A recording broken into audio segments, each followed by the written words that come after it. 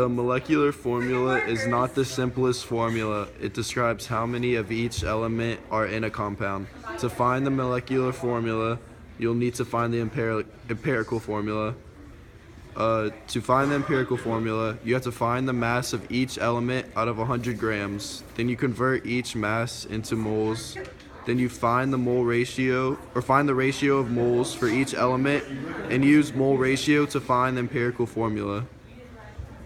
And to finish finding the molecular formula, you calculate the mass of the empirical formula, you add the masses together to get grams per mole, then you find the number of empirical units, and then you divide total molar mass divided by total empirical mass to get the molecular mass. Then you multiply the empirical units by the molecular mass and write out the molecular formula.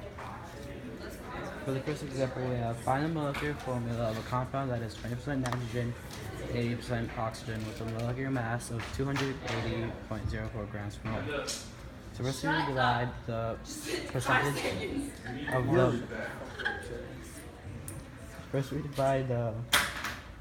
the percentage of the element by its mass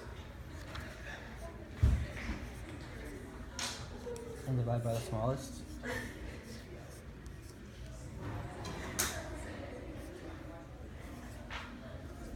Then you multiply by 2 to get a whole number.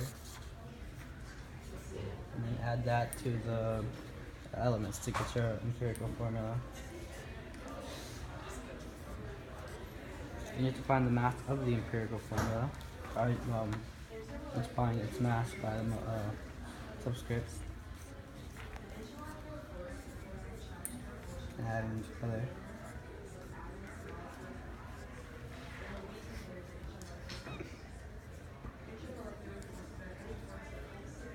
Divide this by the number up there, or the other way around.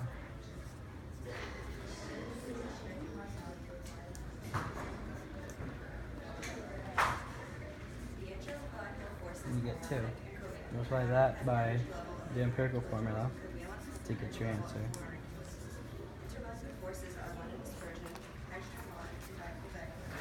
And these are 2 practice problems. The first one says, what is the molecular formula of a compound whose molar mass is 204 grams per mole?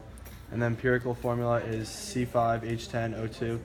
And the next practice problem says, a compound of phosphorus and oxygen contains 56.36% phosphorus.